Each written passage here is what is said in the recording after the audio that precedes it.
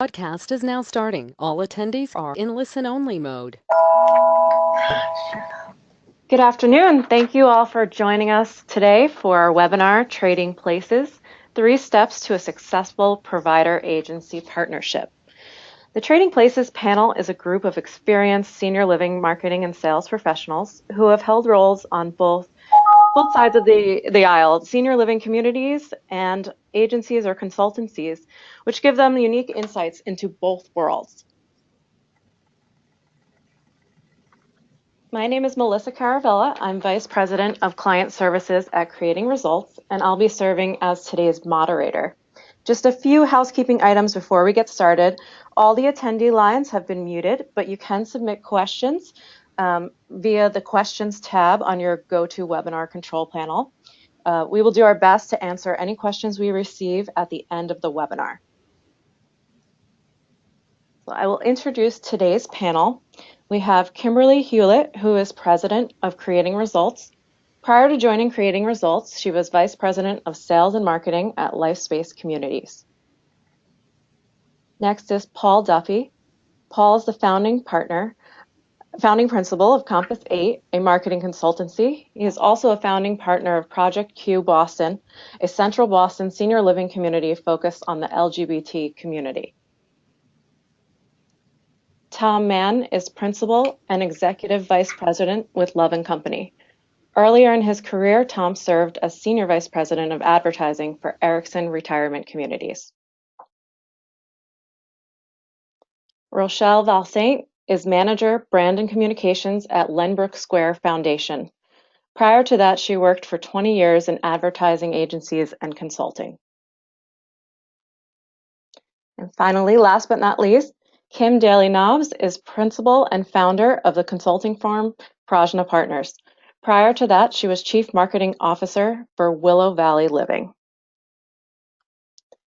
Today, we're going to cover how to negotiate a contract, how to create a marketing budget, and then how to allocate your marketing dollars. So we'll start off today with negotiating a contract, and I'll hand it over to Tom and Rochelle. Hello, everyone. This is Rochelle Valsaint, and I am excited to be with you today to talk through thinking about negotiating a contract with your marketing partner. So when Tom and I discussed this, we thought about from an agency standpoint or a marketing partner standpoint and a community or provider standpoint, being from both sides, there's some things you should think about before you even get to negotiating the contract. And so we're going to start with the thinking on that. Here's what you should be thinking about. Understand what you're asking of your agency or partner provider. Is this something that's one-off or a specialty needed from them? Or are you looking to get from them a long-term partnership for all of your marketing needs?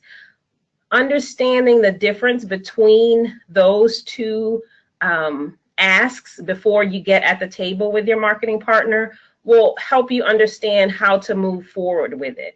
And also, you're going to think about the fact that, you know, if this is a specialty, does it feed into other things you're doing, and how is it going to work with the things that you're currently doing, or if it's a long-term, bigger picture project, how it works with your process. Next up, I want you to think about 4 questions you want to ask yourself as you think about going into a contract, or as you think about starting a relationship with an agency partner. The first is, what level of knowledge does your team have on the services you're requesting?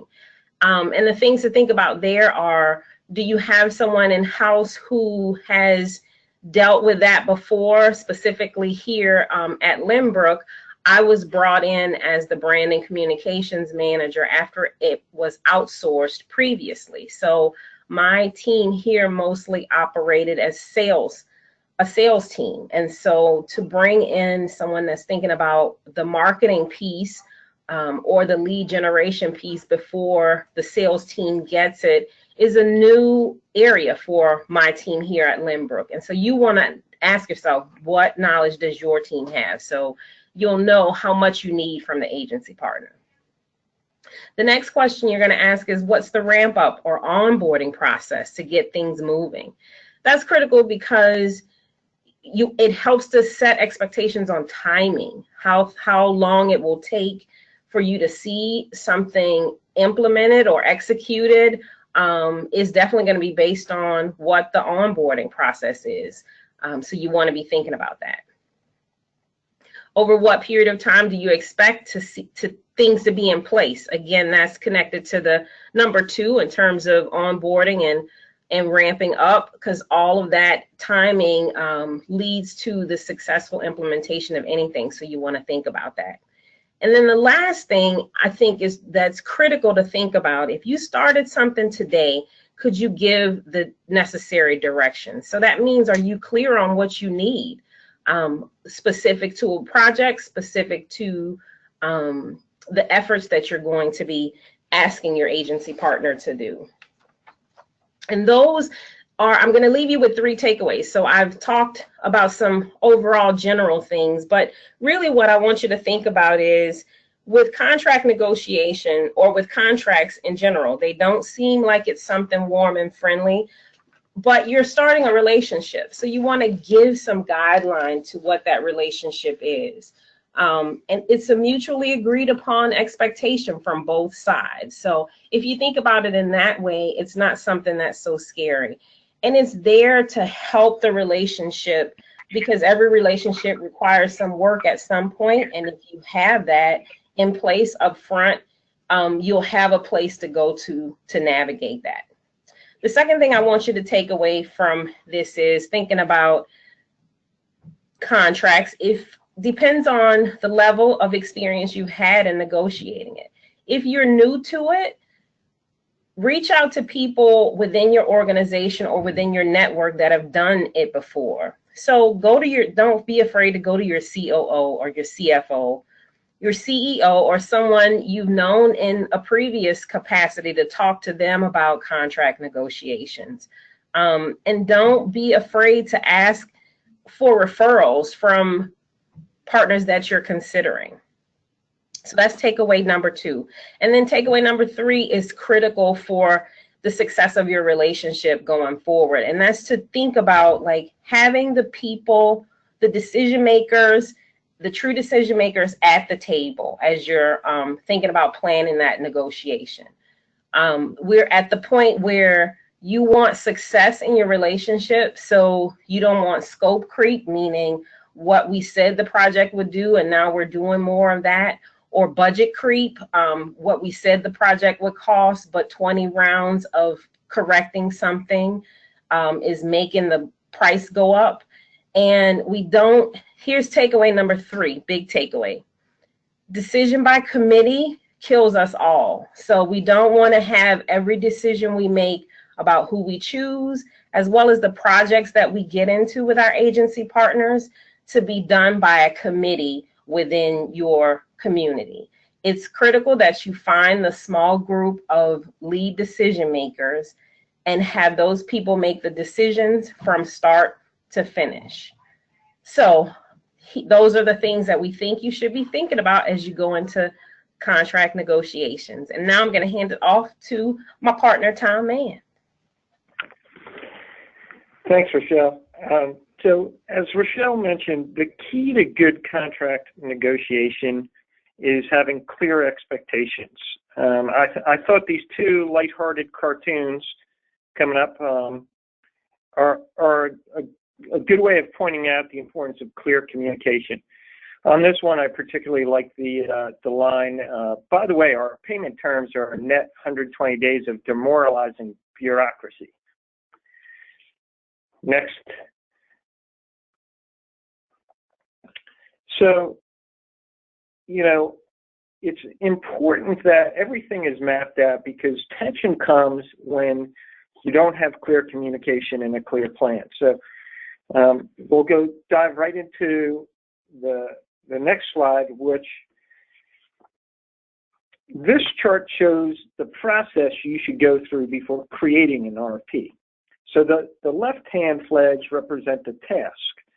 The middle flags represent the process you as an organization should take before talking to your agency. And then the right-hand flags represent the final step of working together. The first step is to clarify your organization's interest. What exactly are your needs? For example, your tangible need might be a new website, while your intangible need might be to create a new online persona. Listing out both your tangible and intangible needs is a key to developing a good RFP. Once you've done this, you then want to review the needs with your prospective agency or marketing firm. Next, identify what you view as valuable to this relationship. Who owns the artwork when you're done? How should communication be handled? Do you like emails or phone calls? What should you consider a risk? How will you be invoiced? In short, identify all the possible elements of the deal. And remember, the devil is in the details. Once you've done this, ask your potential agency to do the same for themselves, and then you'll compare the two lists, again, to make sure you're really understanding your partner. So then, once you've had that meeting of the minds, I recommend taking an additional step, which is designing alternative deals. Mix and match. How can this proposal look different? Should there be a results-oriented compensation component? Should they have skin in the game? You know, this many sales per month will lead to an additional bonus. Should it be a straight fee for service, or should it be a multi-year deal? These are all things you really want to talk through and make sure. Think outside the box at this stage. And then once your brainstorm list is done, share it with your potential partners to see how they react.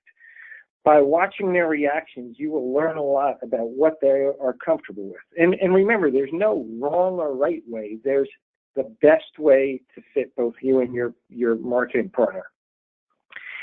After that discussion, you'll want to actually select a deal. You'll come to terms and you'll say, this is what we want to do. But you've only arrived at that point after you've analyzed all the offers on the table from all the different potential candidates that you offered the RFP to. And then you select one. And then, once you've selected one, you want to refine it even more by walking through the terms line by line with your partner to make sure they match your needs. So, next slide. And here's a couple things to consider, just as an example. You know, most agencies on traditional print media are commissioned 15%. So ask them, you know, are you okay with this? Do you expect that the commission come back to you? How will digital media be commissioned? Will it be a straight retainer for these services or another commission structure? Will the agency pay the media expenses and then pass them on to you, or should the invoices come directly to you? Is it a straight pass-through? Will they just be a purchaser on straight pass-through and then the retainer? On print production, ask the question, what will be the markup on production? How much will it be, and what services will you receive for those markups? So as you can see, there are lots of details to review, and you want to make sure to review the final contract carefully. Next slide. So here's how to write the perfect RFP. And actually, to make this more fun, I'm gonna give you some real life examples of these points gone astray. So the first one, and this is a serious line, is ask simple, direct questions. Now, here's how it can go astray. Don't say something like, as the leading life plan community in Georgia, we would like to understand your experience working with senior living accounts. Specifically, we would like you to cite examples in which the agency's work in creative and otherwise has produced sales and driven community revenue. So in short, if it starts to sound like a lawyer, you're probably on the wrong path, which leads me to the next point. Don't let your legal department write your RFP. Otherwise, you'll end up with crazy stuff. We actually got one that had, this is the line, in case any bidder should fail to conform to these said instructions, its bid will nevertheless be constructed as though communication had been so physically annexed and publicly initiated. Like, what does that even mean? Your ad agency partners are not marketing are not legal minds. And so, again, clear, concise communication. And then don't send out an email to everybody on your marketing team and then compile your list of questions as your RFP. Very often we get RFPs that haven't been closely read, and the same thing will be answered or asked over and over. So, in one RFP, you might see, how would you describe and measure effective advertising? And then the next question ends up being, how do you measure the effectiveness of your client's advertising and spending? And then the next line is, how do you plan and measure the effectiveness of client expenditures? So again, that's the product of group thought or group production of an RFP. Not one person has owned it. And then take a moment and think about what you need your agency to do versus what you can afford. Very often we get RFPs where literally everything you could imagine, we need you to develop and implement a comprehensive marketing communications plan, corporate identity, direct marketing, promotional events, promotional brochures, public relations, sales kits, premium newsletters. The RFP just goes on and on and on.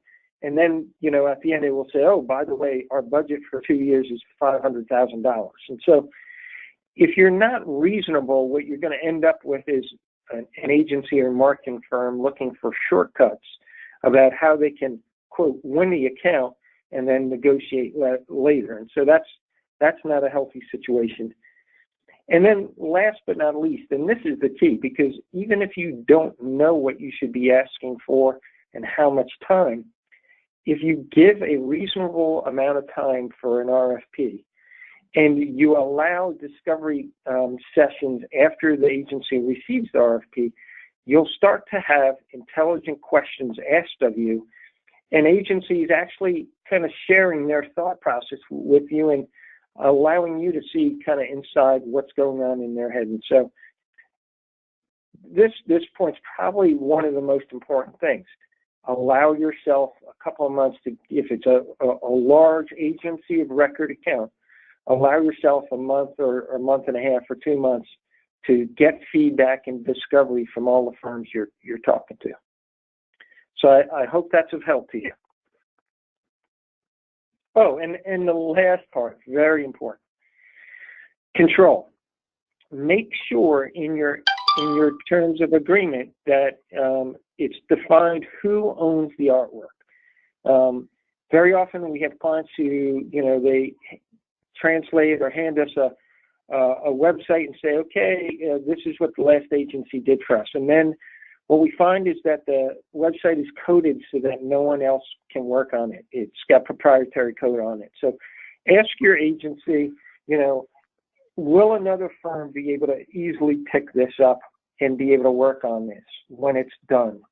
So understand what you own. Ask the agency, how will I own all the artwork and digital tools if the relationship ended tomorrow?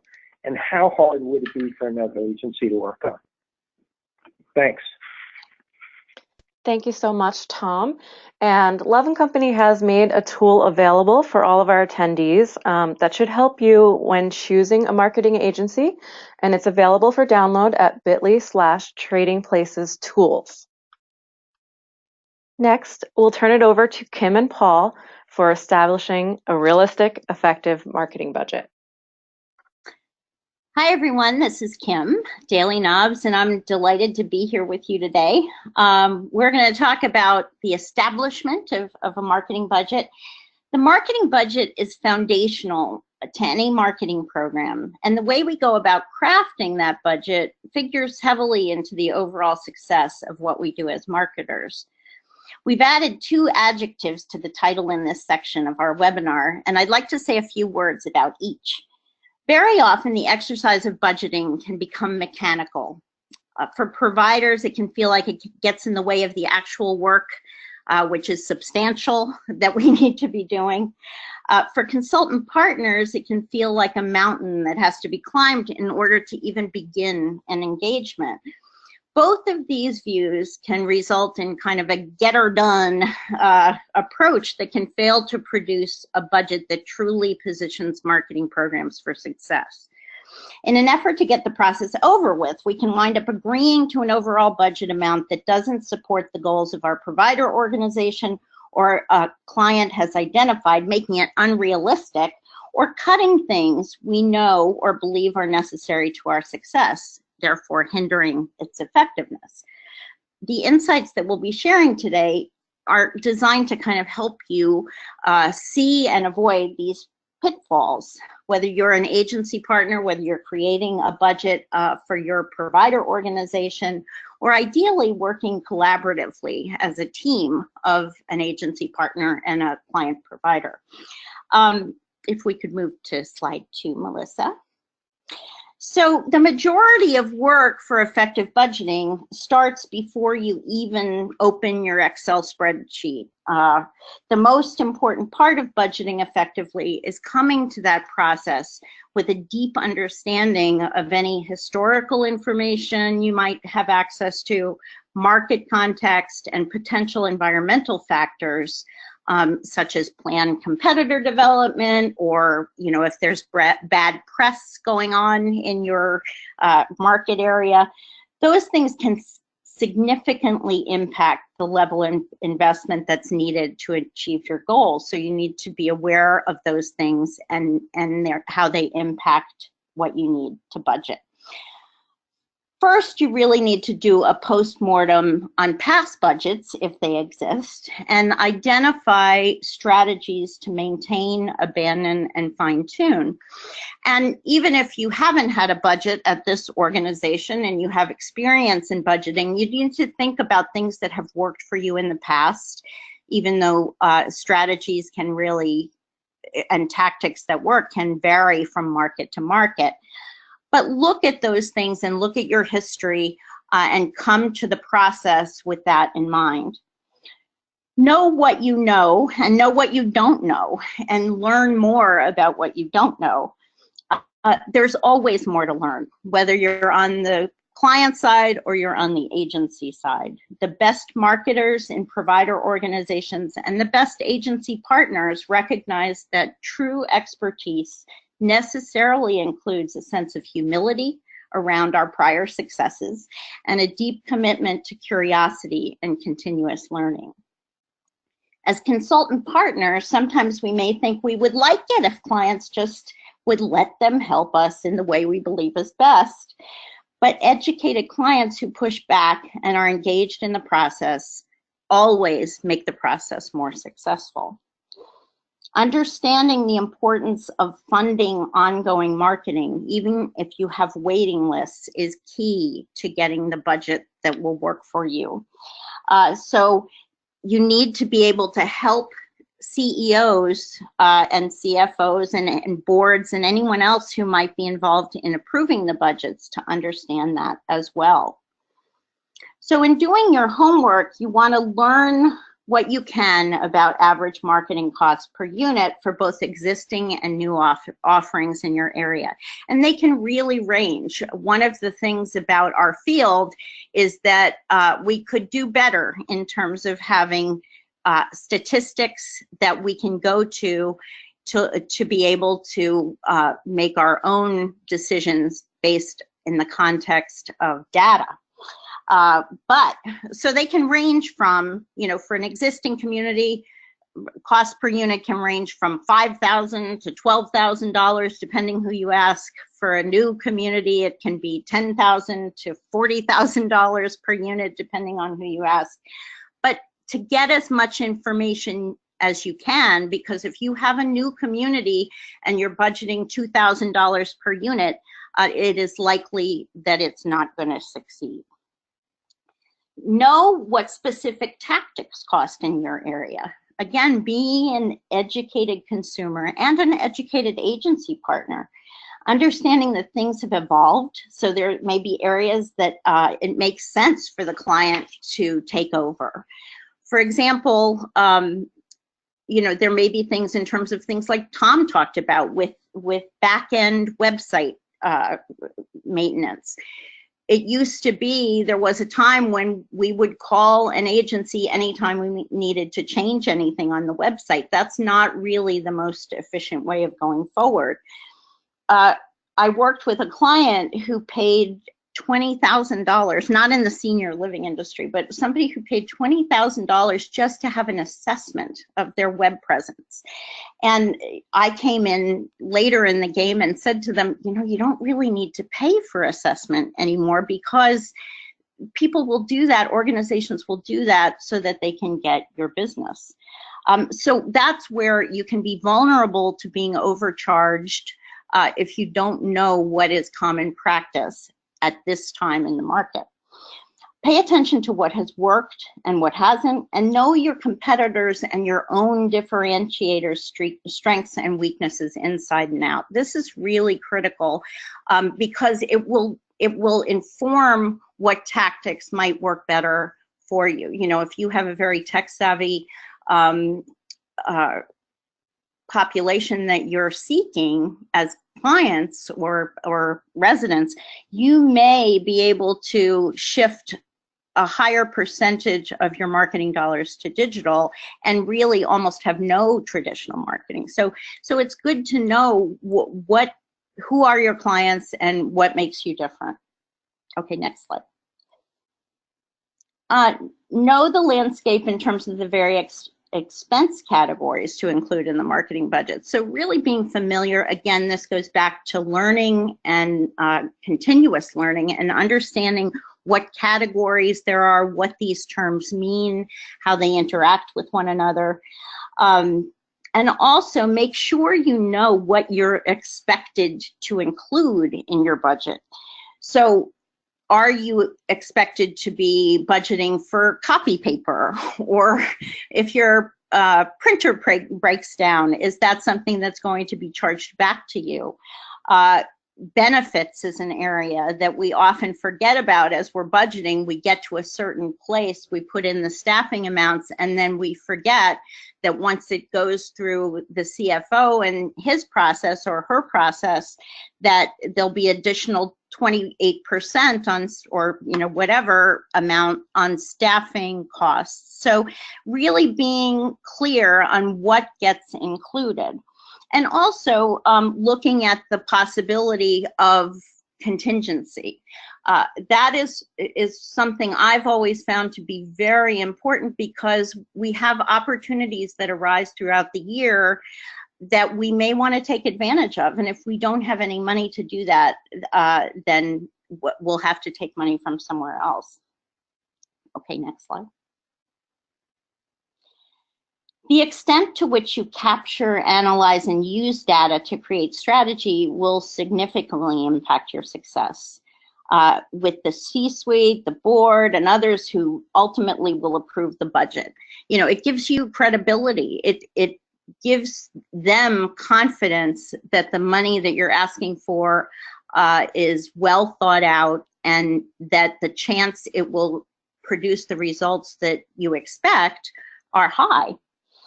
In my experience, the marketing budget can sometimes be viewed as the community chest, to use a Monopoly reference, by the rest of the organization. So prepare for that. If people are going to be coming to you and making the case for taking money out of the marketing budget because they haven't created any budgets for communication in their areas, and you have a history of that, prepare for that, because you don't need to be surprised by it if it's happened in the past.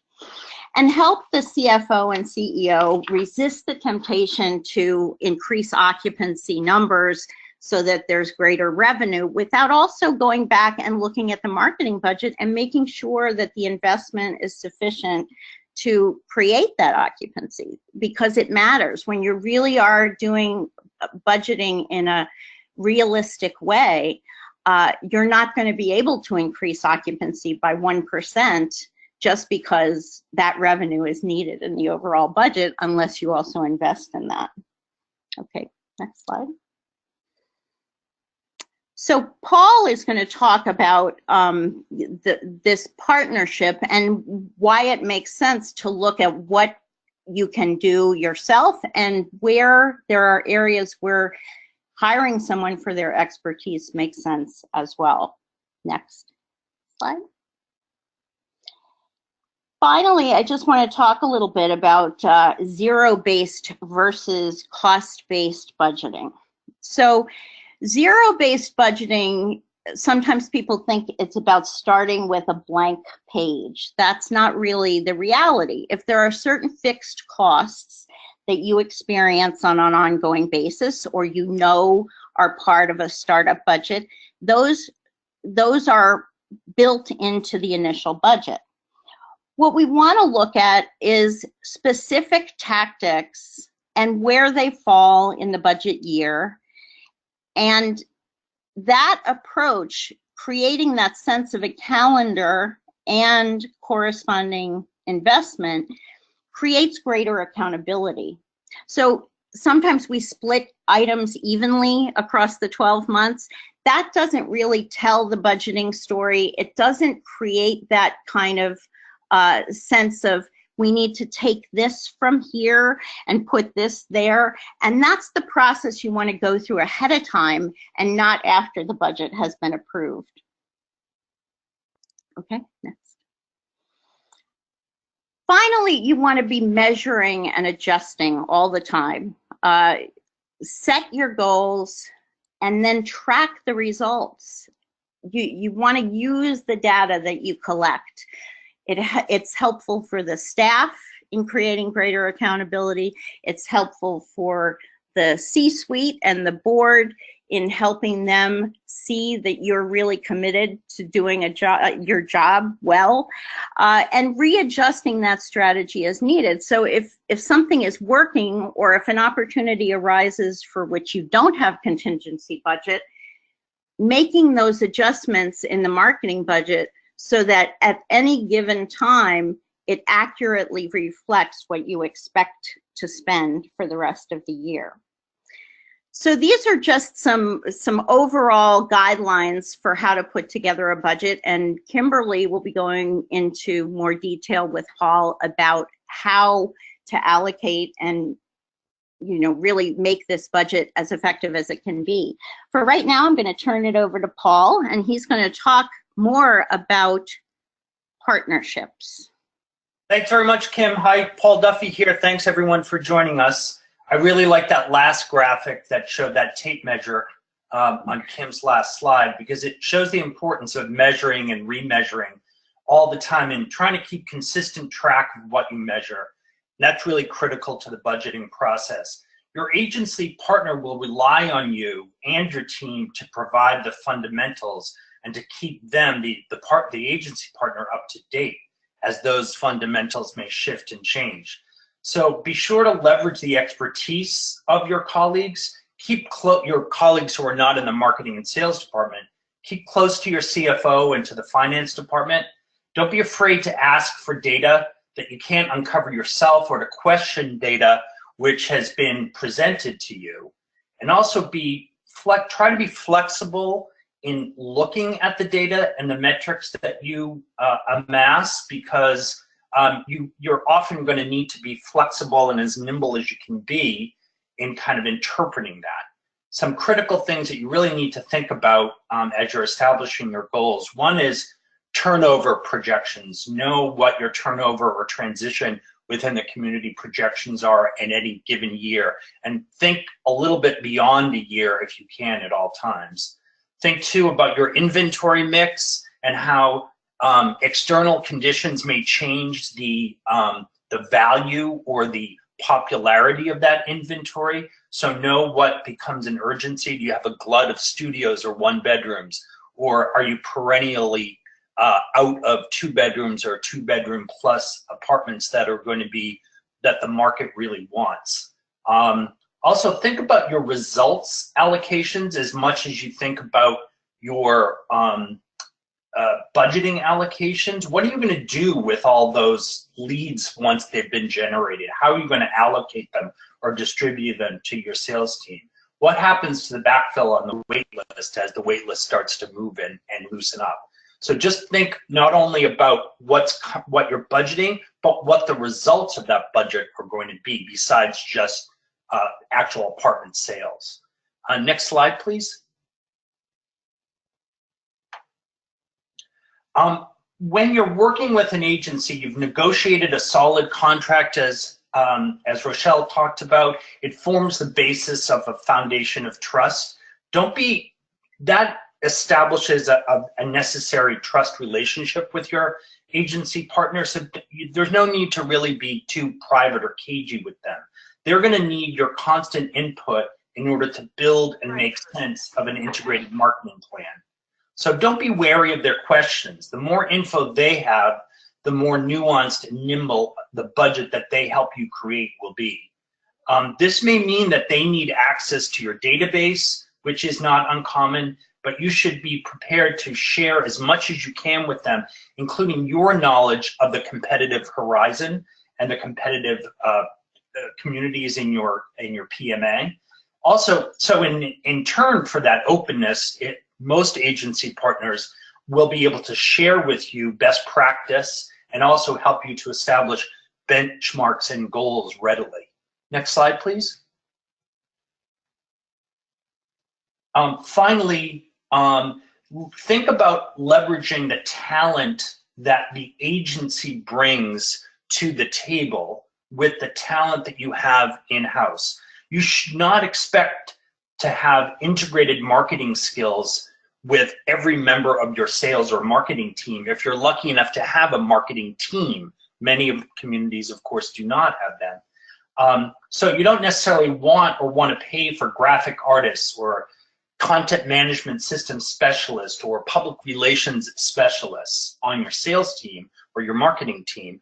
Know why you've hired an agency and allow them to complement the skills that you have and are nurturing in-house. Okay, and so just a few little ideas there. I'm going to hand it over now to Kimberly Hewlett from Creating Results, and I'll be back to talk to you in a minute or two. Great, thank you very much, Paul. This is Kimberly, and I'm actually going to pick up on a couple of points that each of the teams have brought forward so far as we go throughout this section. As we talk about allocation of marketing dollars, we can move to the next slide, and I would ask that you think about this idea, that the biggest key to consultancy or agency allocating marketing investment is to think about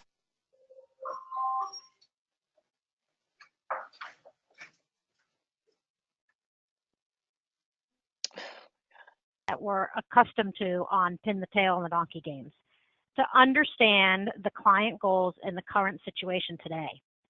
If you think about how to allocate those marketing dollars, there are a lot of channels that can be considered in creating a marketing plan. Some are the more traditional channels that have been tried and true for many years: direct mail, word of mouth, print, events, broadcast. And some are more recent, but certainly here to stay, that we would find in the digital world. And we all know those: website, email, social media, search engine optimization, and marketing. And then there's some other elements that one might consider an allocation of marketing investment that many forget. That would be the everyday experiences, the team member interactions, and the community appearance that we could market all day long, but if the message that's conveyed in the marketing does not hold true when people cross the threshold of your community, could certainly dilute and sabotage the marketing message. In the center is not necessarily what we oftentimes think of, which is usually the organization, what you know about yourselves and how you differentiate yourselves, but rather what is the organization's target audience, who is the organization's target audience, and what they value.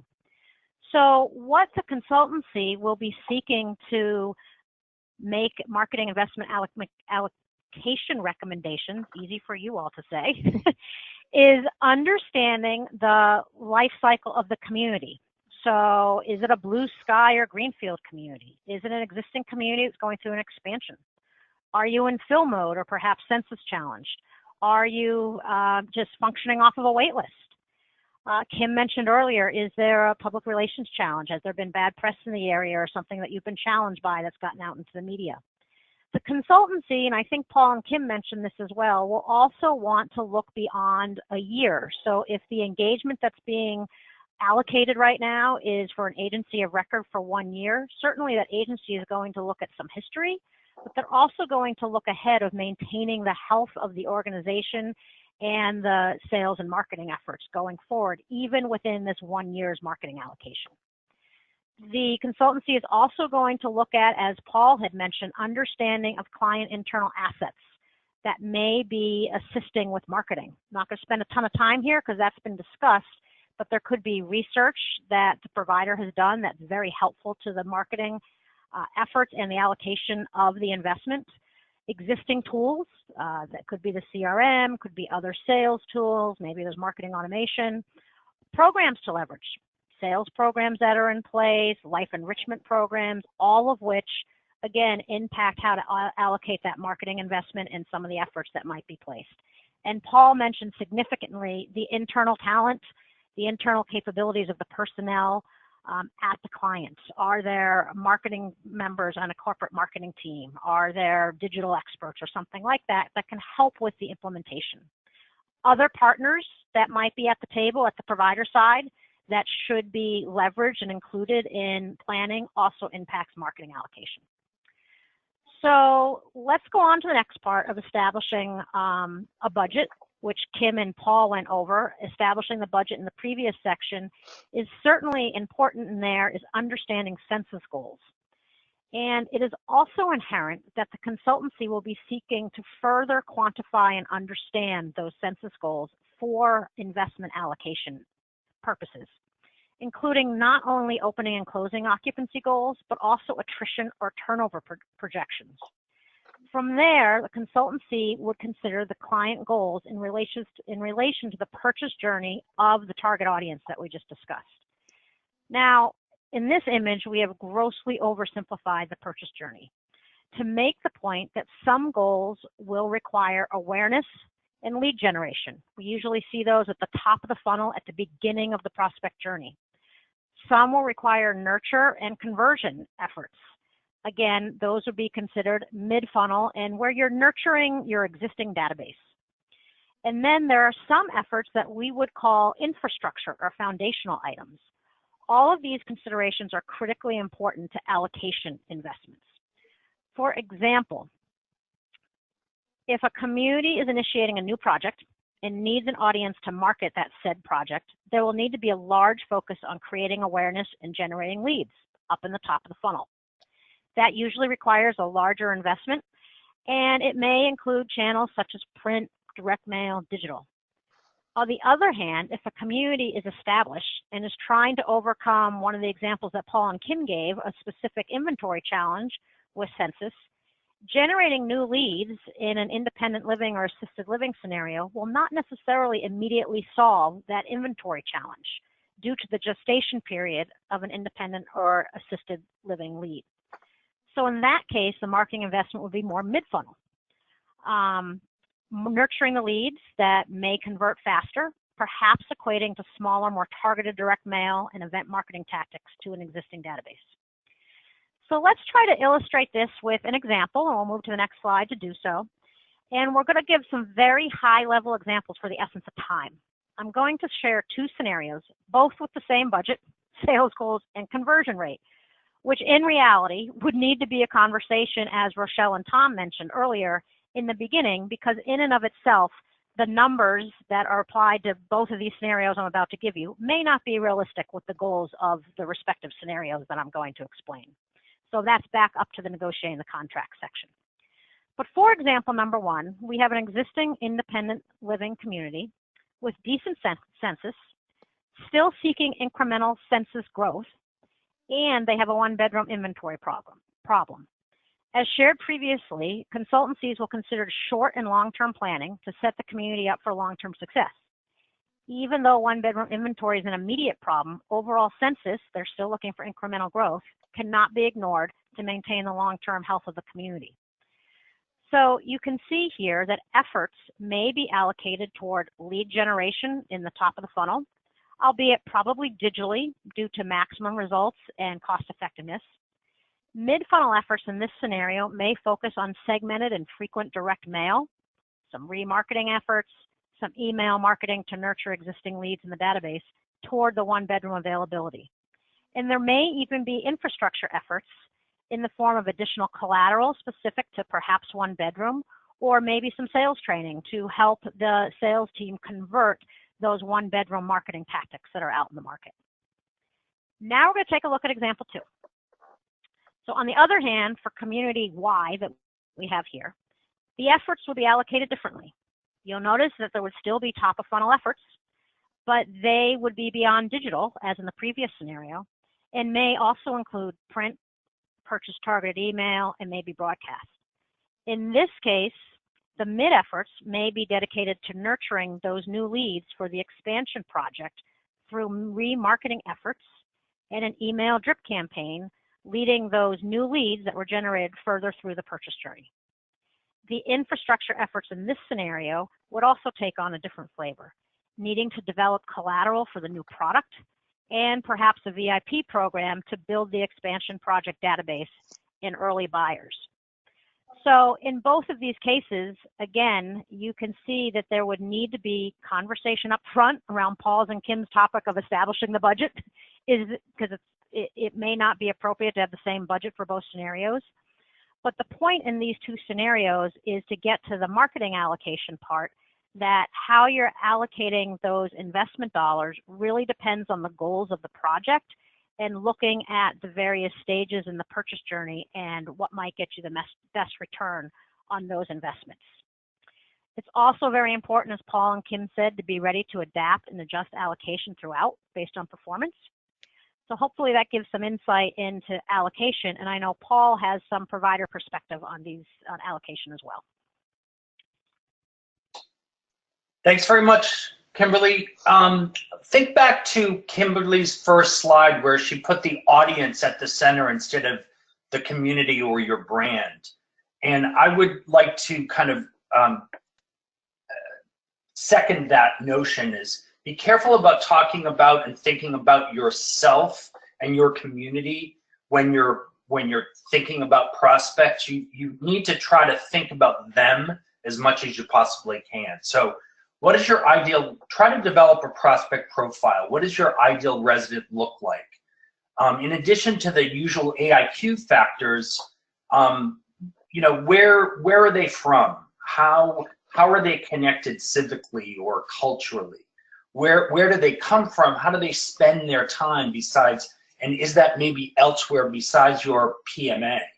And all of this is helpful in establishing relationships, but also in purchasing multi-use lists with your agency or independently, and also critically in partnership development. And marketing partnerships or mission partnerships can be a really valuable and very low cost way to complement a traditional budget and allow you to allocate funds without spending an awful lot of money. And also it leads to the potential for content marketing or experiential marketing, which is also a really valuable kind of way for you to develop your relationships with your prospects without necessarily going in the full-on and expensive traditional route. Can we go to the next slide, please? I think this is probably one of the wackiest graphics I've ever seen, but I think what it illustrates here is this idea of you really want to look at what the customer, what the prospect is saying about him or herself, rather than what you're saying about yourself. And content marketing, in my estimation anyway, is a way for you to really be able to develop, as I said, develop relationship. It's often very good way for you to allow your community, your teams outside of marketing and sales, and your residents to shine. It's very good ROI without being very expensive.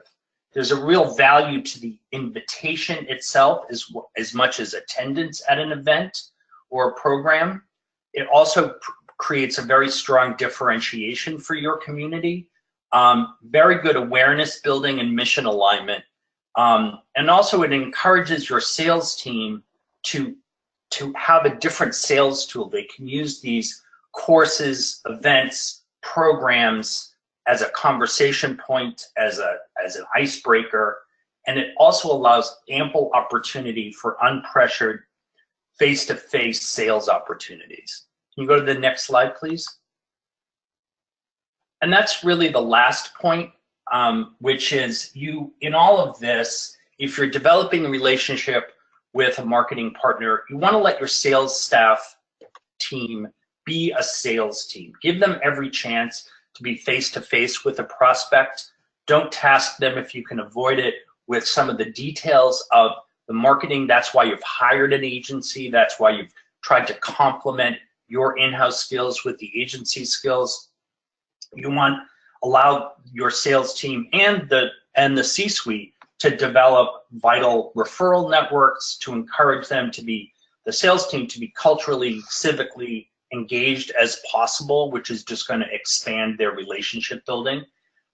We all know it's a long process, so you really need to allow your marketing partner to do the heavy lifting in terms of the integrated marketing plan and budget, and allow your sales team to do what they do best, which is to develop, long-term relationships that lead to sales.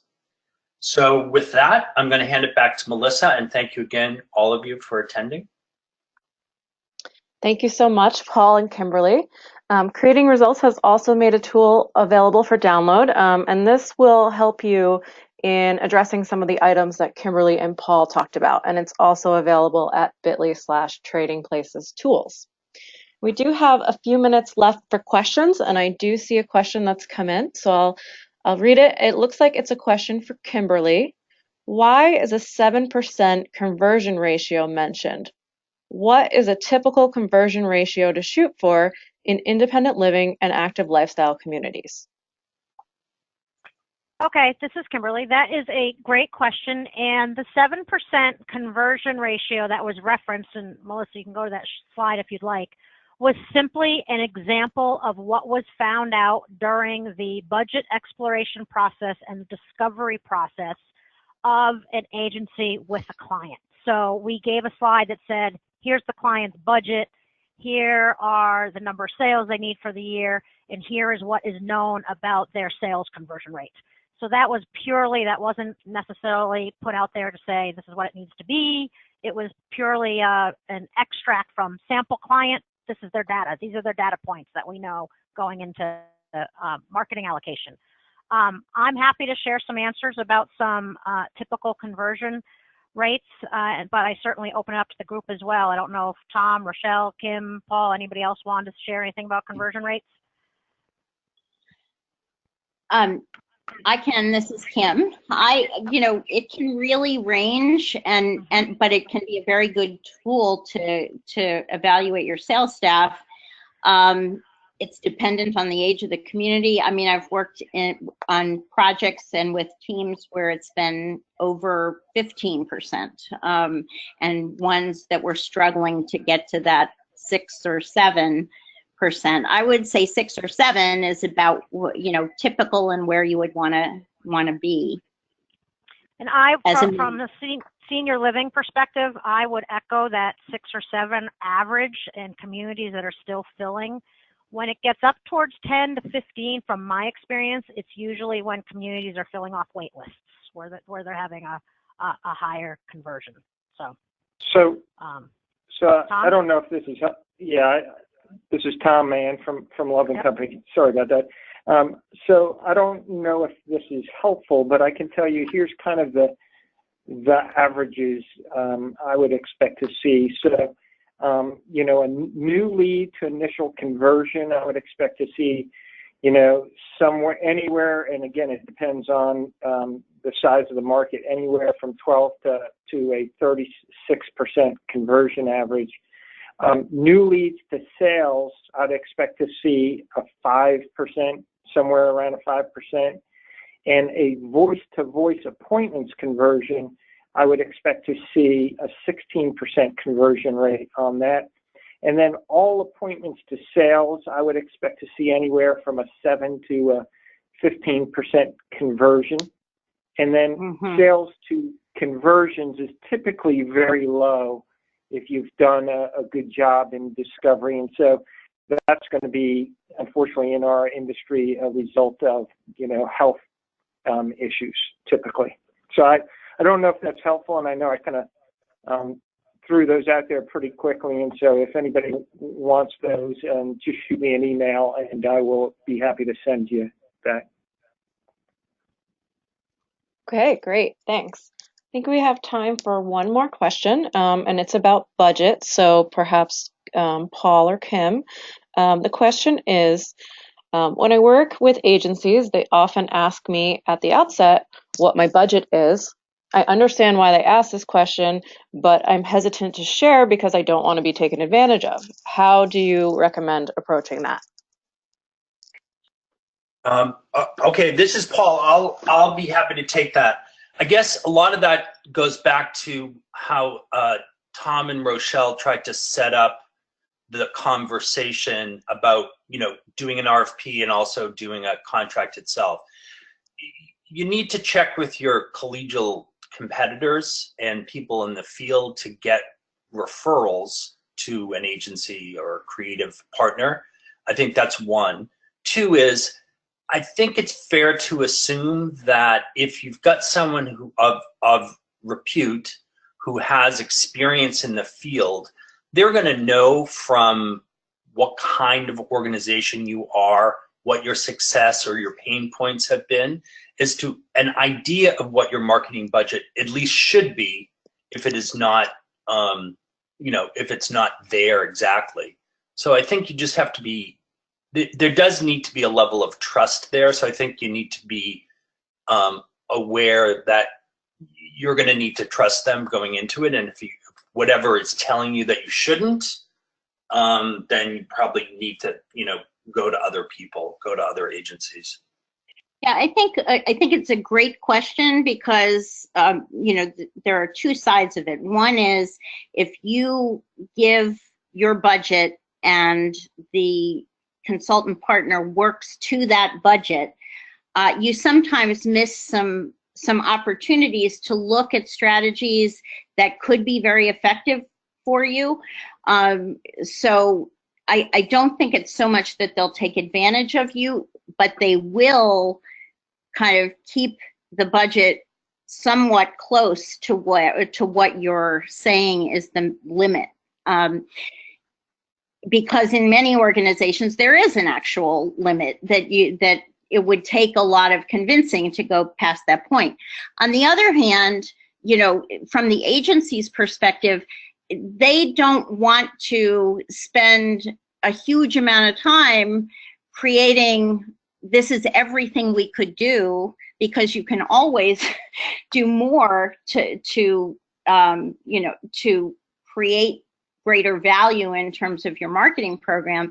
But if they come out with a budget that's twice what you have in your mind, that could be the end of a conversation that could otherwise be a very strong collaborative partnership. So I think, as what Paul is saying, it is about trying to create as early as you can that trust level, a respect for that credibility, and to assess your own tolerance in terms of being able to look at the budget differently that you may have in the past, if there are strategies that would bring you to your goal more quickly, or create different opportunities that you haven't pursued in the past. So. Excellent. And Rochelle, I just want to add one more thought to that, and that would be that's where you can use your contingency and say, if you let them know, because as Kim said, they want to build the efforts that make sense for you, but at the same time, that's where you can use your contingency to say, okay, I'm going to let them know up until 15%. So you give yourself room to for other projects to come into play. Or if you're loving what they're saying, you can build in a little more room and say, hey, we got a little bit more, so bring me a little bit more. Yeah. just to say too, you know, I think the best case scenario is to try to create flexibility within your organization as a client so that you're able to assess what you know, if you're working with an agency partner and they have strategies and expertise that they can bring to you, you want to at least allow for that conversation. So one of the things that I don't know if we mentioned, but that has been a very powerful tool in helping budgets get approved is to begin to quantify the cost of vacancy. You know, it's very expensive if you're doing less than you need to attract what you need to meet your goals. So, and that very quickly can start to justify marketing budgets that may seem outrageous at the outset. So that's another piece of it too. Thank you guys. I think that those were great answers and really helpful. So I think we're just about at time, so I want to, on behalf of the panel, thank everyone for joining. We will send all the attendees a copy of the presentation, and of course you can also access it at bit.ly/tradingplaceswebinar. Thank you everyone and have a great afternoon. Thank you. Thanks everyone. Thank you all.